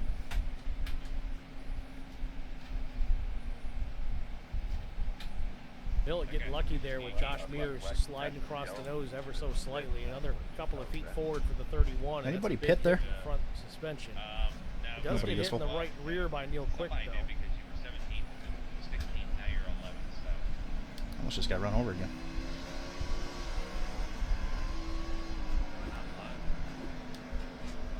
Jesus. No, I almost did. It was close. All right, let's see. Running out of laps here, Colt. Lap 210 on the board keep here. hitting that. 16 to go. Yeah, Be careful. A lot of people are fucking getting loose. And, yeah, they're just pushing too hard. yeah. No, No, it's going to be a lap shootout every time. That 9 car, his front tire is looking at about 2 They have o'clock. lost Colt here. Power failure at his house. We'll welcome you back as soon as you can. Lights are out on the iRacing pace car. Front row now. Dale Jr. still in command. Gavin Hinson, Garrett Johnston, Kyle Campbell, the top 4. That's Chuck Sweeting, Steve Durbin in the 3rd row.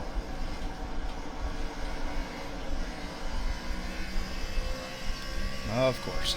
Green flag. Junior with another good jump. Gavin Hinson settle in behind, takes the low lane, side by side for 3rd. Garrett Johnston and Kyle Campbell. Campbell up top.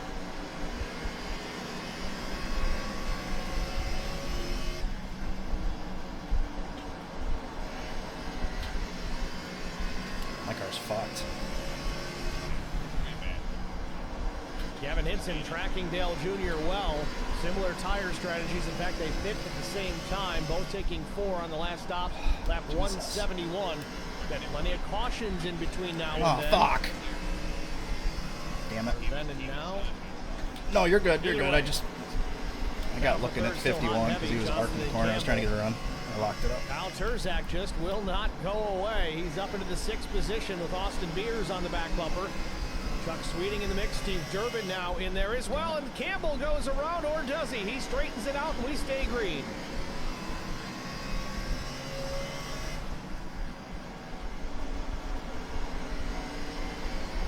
Josh Beers slow on the bottom of the racetrack. He'll continue to move here. We stay under the green flag. Top 2 breaking away from the rest of the field. Junior, Hinson, Johnston, Terzak, Sweeting the top 5. But the battle between these 2 right now. We go green to the end. It's going to be a tall task for the 39 of Hinson, who's yet to lead a lap here tonight.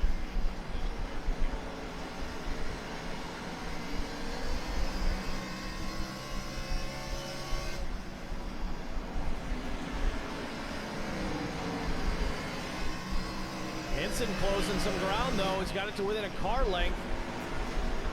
Still slow on the bottom of the racetrack. Josh Mears, will he bring it to pit road? I don't even have the speed to get up to Wally here. This thing's off. Cole Ansley back in the booth. You with us?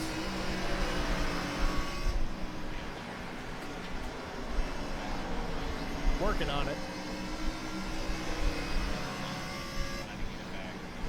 Junior watching the laps tick down. 6 laps to go from Bristol Motor Speedway.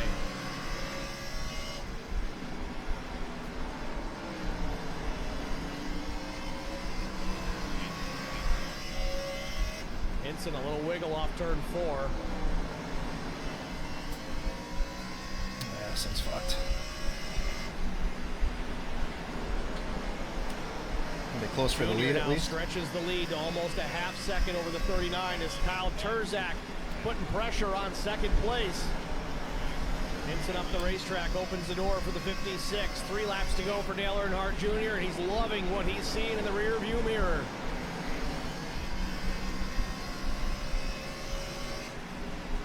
Door to door still. Back into turn number 1.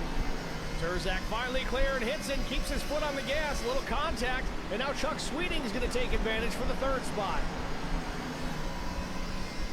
Laps winding down. 2 to go. Does Terzak have enough time? I don't think he does without a caution.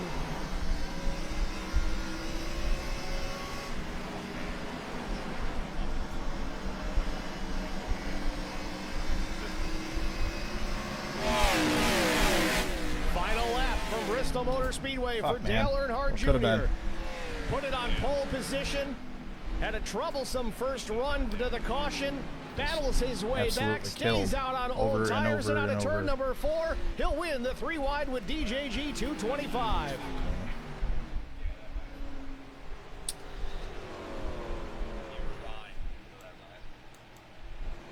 Junior leading 44 laps here tonight en route to victory. Yeah, this thing's fucked. The front actually looks better than I thought it did. Fireworks in the sky after fireworks on the track. If I had most laps left, it'd be huge. Yeah, it happens. Oh, is it worse on your screen?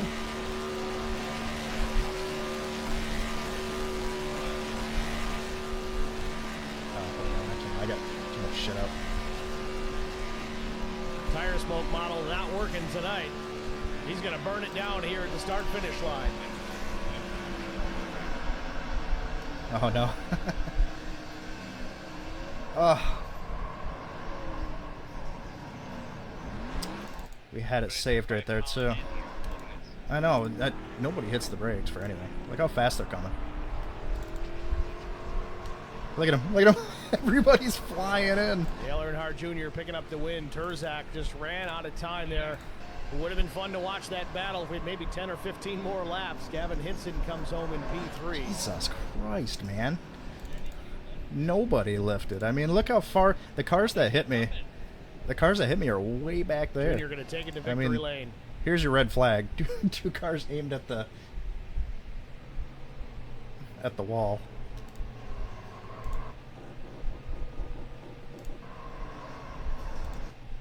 Jesus. Helps to know the ins and outs of the racetracks, a place he's been before. Dale Jr. parks it in victory lane here at Bristol Motor Speedway. We're going to step aside, get a break out of the way, and hopefully have our top 3 finishers in the booth after this. Stay with us. I'm still getting hit. Look at that. That damage was real bad. Yeah, that last hit really hurt back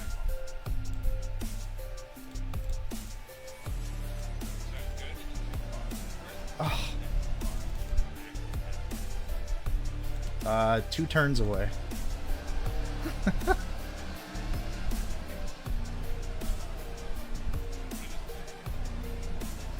Jesus.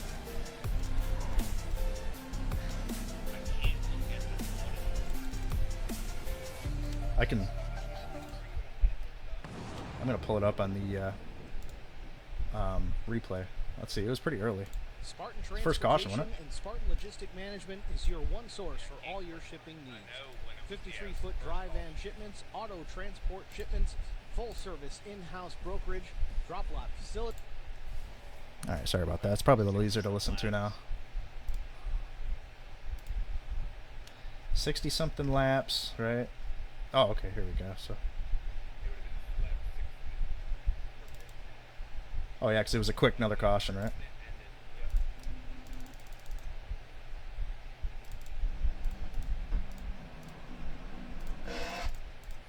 Yeah, look at the start-finish line.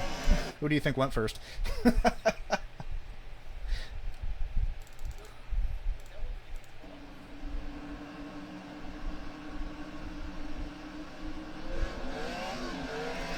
Yeah, I mean... Yeah, either way, he's ahead of me, so it's a penalty all day. I mean, it doesn't matter if you give somebody an wall the next race. It doesn't help the current situation. I mean, that's all you got to see. Because they cleared it for him stalling or his pedal dying or whatever it was, and then he came back up through 30 spots, so that shouldn't have happened anyway. But it's like... So he had a flag for that, and then it just worked out to where... Yeah, you're right, Boggy. You're right, man. It's...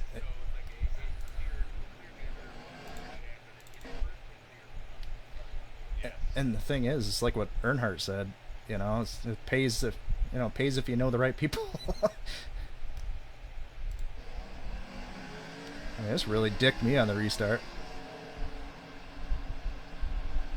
And then where's the caution come on? Am I actually ahead of him when this comes back out? Maybe not.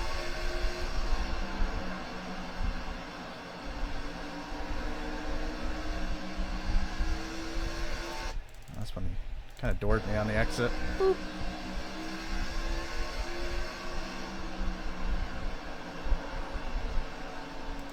Oh, there's caution. Damn it. Yeah, he drove it in. In the corner. So happened. Right there. Hey, actually, I'm looking at this caution light right there. Let's see if there's a better... Oh, shit there. I'm just looking at that one right there. Where you got the pit exit. Oh, right there. Yeah, I'm not even looking at that shit. Right. Oh, see, that's already yellow right there, though. I'm on a Twitch commercial, so I can't see it. Oh, shit. Fucking commercials. Horse shit. As Danny would say, hit that little subscribe. No.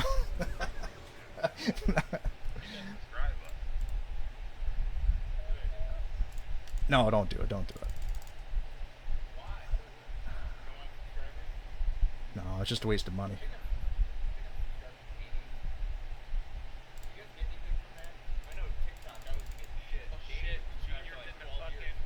He did. Oh, he is doing it? Yeah, look at that's the moment of caution right there. And here, I'll turn this on so you can hear Junior.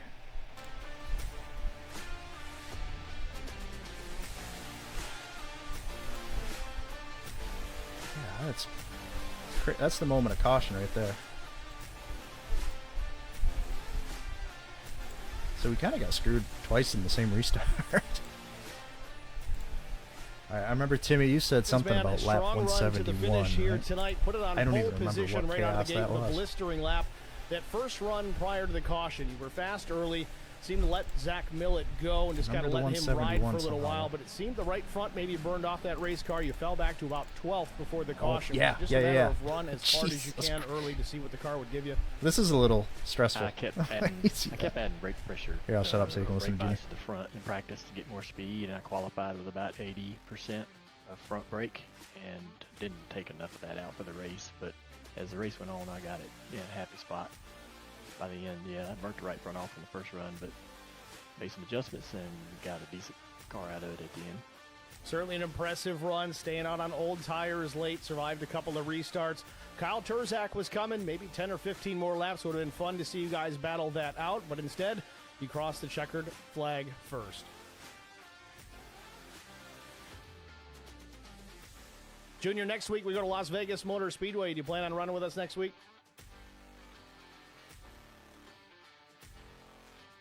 Yeah, I think so. Sorry, I had a little difficulty there. There was a couple guys in the race a little faster than me. Kyle was one of them. But I like to run. I try to run as much as I can. I got a couple little girls I got to get down to in bed every night about 8:30, 9 o'clock. So if I can get here in time, I try to run. But it's a great league, and I have a lot of fun doing it. All right, Junior. Well, thanks for jumping up in here and talk to us. Anybody you want to thank before we let you go? I just appreciate everybody letting me be a part of the league. And it's a really well-run league, a lot of great racers, and found I love iRacing, love being a part of it, but don't get to do it as much as I used to, and this league's really about all I get into, so I'm very thankful for it. All right, Dale, well, congrats again on the win. Thanks for chatting with us, and good luck next week if you come back. All right, you bet. Thank you. Dale Jr., your race winner here at Bristol Motor Speedway. Next, we're going to talk to the driver of the number 56, Kyle Turzak. Started 9th here tonight, drove it back up a couple of times, was involved in a couple of melees out on the speedway. Let's see what he has to say in his short track performance tonight. Turzak, it's Steve and Colt in the booth. You got us? Yes, sir, I do. Kyle, congratulations, man. It was a rough one for you tonight. You were really fast. Started about 9th position and then had to go to the back for a little while, work your way through the field a couple of times, got caught up in a couple of different wrecks. But still, you battle back here late to finish second to Dale Earnhardt Jr. How's that feel? Honestly, with the day we had, I'd take this. Started 9th, so not terrible, but, I feel like I could have qualified a little bit better, get that track position, and I just don't have the laps. I thought, honestly, I did. I came in here, did a race run, it felt great, and, I just burned off the right rear. I just was all over the place after, lap 40, and then I turned it down a little bit, and I was actually getting a lot better at the end, so honestly, this was just a learning experience because this B car, I never ran it at a short track really, maybe a couple times. I ran it in officials and whatnot, but not like a league race, and there's so many laps. 225 is a lot, so with all the mishaps and whatever, I definitely take the second place. Certainly an impressive run, obviously a short track background, but we go away from the short track tonight into Las Vegas Motor Speedway next week. That was originally going to be the Daytona Road Course, so how do you feel about the change of venue? Honestly, I wasn't really good at Daytona Road Course when we went there a couple seasons ago, so, Vegas, I don't even know, I'm pretty sure I have the track, but, it's just another mile and a half, so we're going to go there. Like Chicagoland, we were fast there, and Michigan, we were good there, so hopefully we can transition all that speed over there. All right, Kyle, well, a job well done here tonight to finish P2. A great recovery, a great battle back. Who do you have to thank before we let you go? Yeah, I want to thank Chris Wally for putting this on, you guys for the broadcast, good as always. I want to thank Art Kent Shop for all the open setups on the short track side, Nexus Esports for the NASCAR stuff, Hot Shop Photography for the best iris and photos, Terzak Race on Facebook, and you guys watching back at home. All right, Kyle, thanks for talking to us, man. Good job. Good luck next week. Thank you. Kyle Terzak, runner-up here at Bristol. Next, we'll talk to the 39 of Gavin Hinson. Strong run here tonight. Was there in the end with a shot. Brings it home P3. We'll get a word with the driver, the number 39. Gavin, it's Steve and Colt in the booth. You got us? Yes, sir, I do. Gavin, congratulations, man. I know it's probably not the result that you wanted, but I'm sure at the end of the day you'll look at those points and take them. Closing laps, you're there in contention, running down Dale Earnhardt Jr., but here comes the 56 of Kyle Terzak. Walk us through the closing laps. Was there anything differently you could have done there? Not really. I was just doing everything I could to get to the 8. I thought about giving him the Terry Labonte treatment, though. It did cross my mind, but I didn't want to do that. And kind of slid my tires a little bit, got my tires too hot, and had to back out of it. And then the 56 was coming in I think the 75. So I had to kind of, instead of playing offense, I had to play defense and try to secure a podium. And yeah, it was a lot of fun, though, those closing laps. That was the most fun I've ever had on this service. Well, it was an impressive run by all you guys out there tonight. I know we had a handful of cautions, but it was still a pretty good race to watch. Pretty good stretches of green flag action. You battling back here through this field and staying out on some older tires. It was very impressive to see. Looking forward next week, Las Vegas Motor Speedway. No longer the high banks at Bristol, but a 1.5 mile intermediate oval. What changes in your perspective as far as preparation goes next week? Well, it's just like any other week.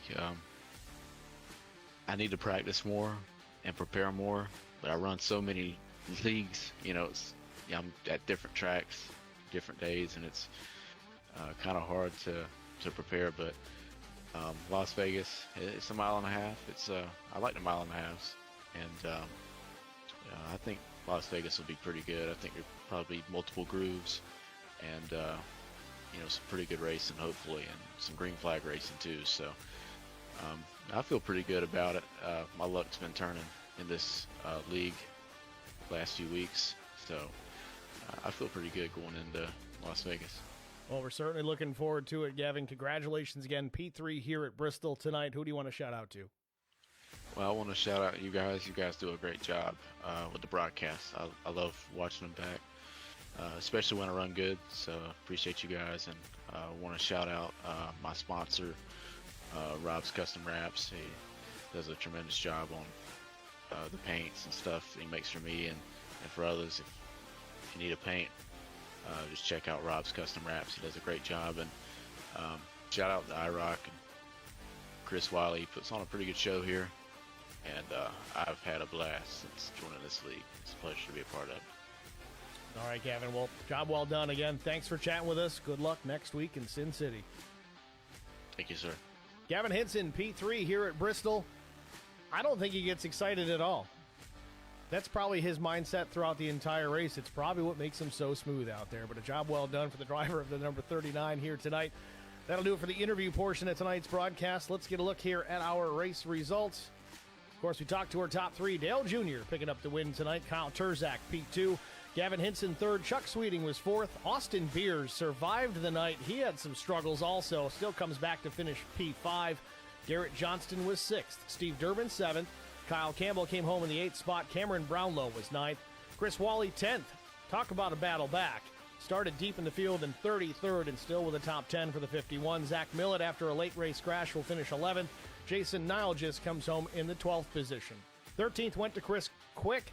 Josh Mears, 14th. After struggling late, he was the one on the low side of the racetrack for the latter stages of this race, just trying to complete all the laps. Doug Wysocki was 15th. Theo Quick, 16th. Slade Benish was 17th. Brian McCann, 18th. Casey Bentz, 19th. Timmy Schofield was 20th. Steve Luttrell, 21st. Zach Cleek, 22nd. TJ Majors, dominant car tonight. I think he would have been a contender for the win. It might have come down between him and his buddy Dale Jr.